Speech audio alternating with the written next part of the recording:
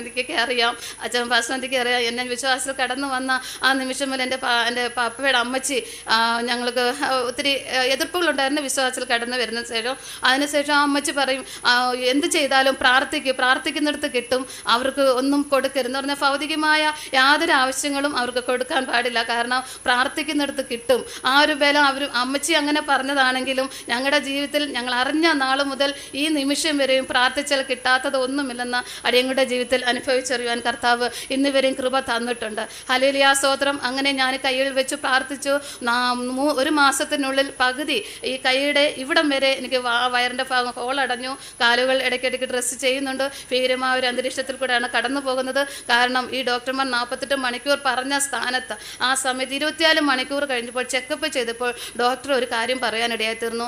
ഞാൻ ഈ ഓപ്പറേഷൻ ചെയ്താൽ ഒന്നിൽ 2 അല്ലെങ്കിൽ 3-ാമത്തെ ഒരു ഓപ്പറേഷൻ ചെയ്യാതെ ഈ അവസ്ഥ കൂടെ കടന്നു പോകുന്ന പ്രിയപ്പെട്ടവർക്ക് അത് സക്സസ് ആവാൻ സാധ്യതയില്ല. പ്രിയപ്പെട്ടവർ, ആ ഒറ്റ സർജറി എൻ്റെ ശരീരത്ത് ചെയ്തതല്ലാതെ വേറൊരു സർജറിയോ ട്രീറ്റ്മെൻറ്റോ, ചെക്കപ്പുകൾ ചെയ്യുന്നു അല്ലാതെ പുരോഗമനമുണ്ടോ പ്രോഗ്രസ് ഉണ്ടോ എന്നറിയാൻ മാത്രം ചെക്കപ്പ് ചെയ്തതല്ലാതെ വേറെ ഒരു ട്രീറ്റ്മെൻറ്റോ മരുന്നുകളോ ഇന്നുവരെ ദൈവം എടുക്കുവാൻ എനിക്ക് ദൈവത്തിൻ്റെ കൃപയാൽ എനിക്ക് അനുവാദം തന്നില്ല.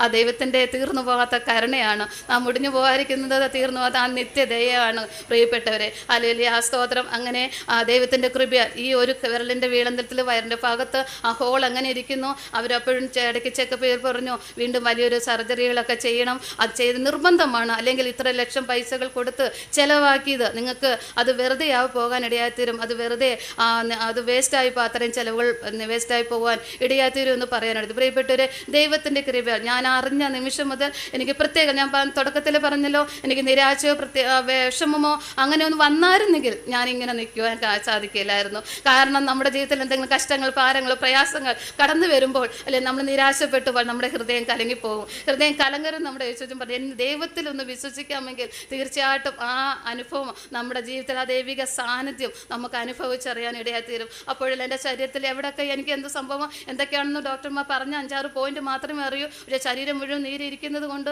എനിക്ക് എന്തൊക്കെയാണ് സംഭവിച്ചതെന്ന് എനിക്ക് സ്വന്തമായിട്ടും അറിയാത്തത് കൊണ്ടും ഞാനിങ്ങനെ കർത്താവേ എവിടെല്ലാം തകരാറുകൊണ്ടോ അവിടങ്ങളിൽ എനിക്ക് വിടുതൽ തന്നതിനാ സ്തോത്രമെന്ന് ഞാൻ എപ്പോഴും അത് പറയുവാൻ ഇടയായിത്തീർന്നു. 44-ാമത്തെ ദിവസം ഡോക്ടർമാർ പറഞ്ഞല്ലോ 1-2 ആവാതെ എഴുന്നേറ്റിരിക്കാനോ നടക്കാനോ സാധിക്കുമെന്ന് പറഞ്ഞു. 44-ാമത്തെ ദിവസം മോർണിംഗ് ടൈമിൽ പാസ്റ്റർ എനിക്ക് വേണ്ടി ആഹാരം ചർച്ചിലേക്ക് എടുക്കാൻ വേണ്ടി പോയ സമയത്ത് ദൈവാത്മ എന്നോട് സംസാരിക്കാനിടയായിത്തീർന്നു, നീ തനിയെ എഴുന്നേറ്റിരിക്കുവാൻ. ഹല്ലേലൂയ, സ്തോത്രം. ഞാൻ അങ്ങനെ ദൈവശബ്ദം കേട്ടു.